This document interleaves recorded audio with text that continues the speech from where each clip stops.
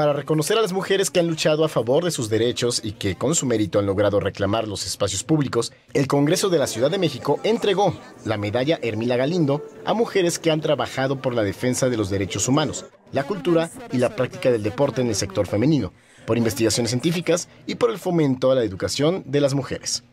Una de ellas es Araceli Osorio Martínez, madre de Lesbi Berlín Rivera, quien fue asesinada en 2017. Frente a los legisladores, condenó la violencia que azota a la mujer en la ciudad y dijo que se mantendrán unidas frente a esta problemática como sucedió el pasado 9 de marzo. Nos van a ver juntas, y cuando decimos nos van a ver juntas, decimos ni una menos ni una más.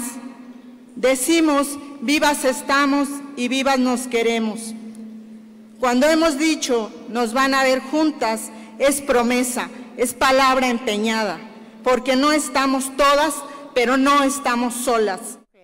En tribuna, la presidenta de la Comisión de Igualdad de Género, Paula Soto, consideró que la lucha de las mujeres ya no es por el derecho al voto ni por ser reconocidas ante la ley, sino por la vida misma, por lo que resaltó el trabajo de quienes, aún en la adversidad, buscan poner a la mujer en alto. Imagino un día en el que nuestras hijas y nietas escuchen de nuestras victorias y ya no sea menester gritarle a la sociedad que como personas nuestras vidas valen y que los cambios no han sido fáciles y no han sido rápidos, pero hace ya mucho tiempo que el mundo empezó a cambiar y ese cambio nos incluye para todo y para siempre.